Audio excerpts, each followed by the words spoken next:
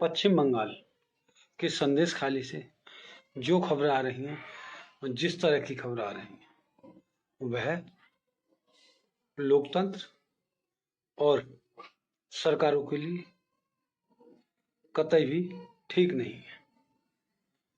वैसे मैं आपको बता दूं, भारत में दो तरह की सरकारें चल रही हैं और लोग भी दो तरह की सरकारों को मान रहे हैं। नमस्कार, मैं नीला बघेल। भारत में दो तरह की सरकार चल रही है। एक तरह की सरकार सांप्रदायिक और दूसरी तरह की पंथ निरपेक्ष सरकार है।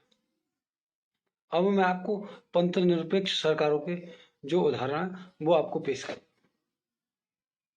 जिस तरह से संदेश घर से खबर आ रही हैं, पश्चिम बंगाल के संदेश खाली से जो खबर आ रही हैं,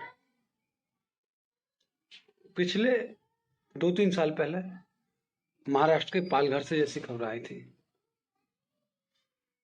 दिल्ली सरकार के अरविंद केजरीवाल का जो इमामों को सैलरी देने का जो फैसला था,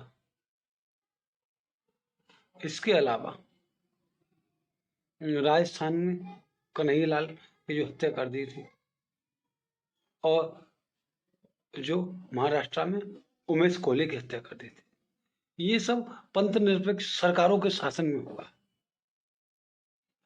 जो सरकारें अपने को पंथ निरपेक्ष साबित करती हैं, इसके बाद जिसको सारे राजनीतिक दल और अल्पसंख्यक समुदाय जिस सरकार को सांप्रदायिक मानता है, वो सरकार है भाजपा की सरकार। अब भाजपा के सरकार की बात करते हैं। उत्तर प्रदेश में भाजपा की सरकार पिछले 6-7 सालों से।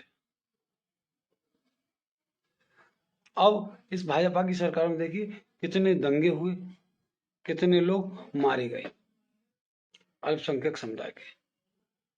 वैसे मैं आपको बता दूं, भारत में 5 समुदाय हैं वो अल्पसंख्यक हैं।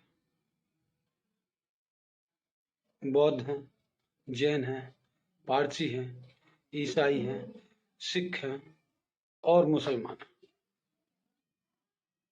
मुसलमानों की जनसंख्या 25 करोड़ है, जो कि किसी भी यूरोपीय देश की जनसंख्या से ज्यादा ही है। ये समुदाय जो मुस्लिम समुदाय है वो हमेशा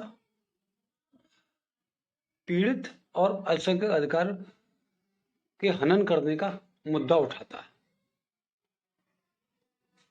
जबकि जो और समुदाय, चाहे वो जैन ले लीजिए, चाहे वो पारसी ले लीजिए, चाहे वो सिख समुदाय ले लीजिए, ईसाई तो खैर नहीं, ये समुदाय किसी भी देश में रहते हैं तो वहां की देश के विकास में अपनी भागीदारी बढ़ चढ़कर देते हैं।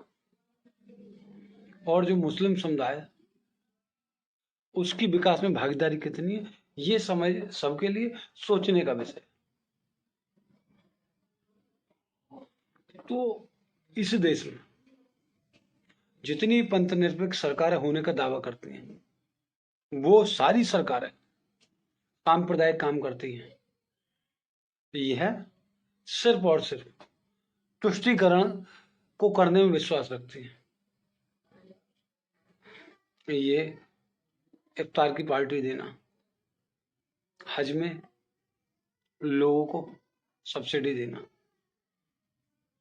इस तरह के जो काम करते हैं ना,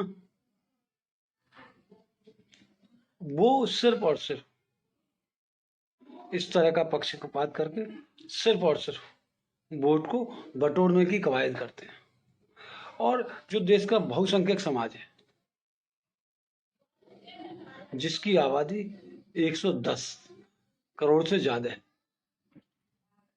वो अब इन सांप्रदायिक सरकारों को समझ गया, जो स्वयं को पंथ निरपेक्ष कहने का ढोंग करती है। और इस बहुसंख्यक समाज के जाग जाने से देश की विकास की रफ्तार और देश का पूरे विश्व में सम्मान इसका उदाहरण है। और इस बहुसंख्यक के जाग जाने से ये देश निरंतर गति कर रहा। तो मैं आपसे कहना चाहूंगा कि इन सो कॉल्ड पंथ निरपेक्ष सरकारों को, सेकुलर सरकारों को देखिए और इनको कामों के आधार पर इनको वोट दीजिए, और ना कि सिर्फ और सिर्फ तुष्टीकरण के माध्यम से या तुष्टीकरण को अपना लाभ जानकर वोट दीजिए। नमस्कार।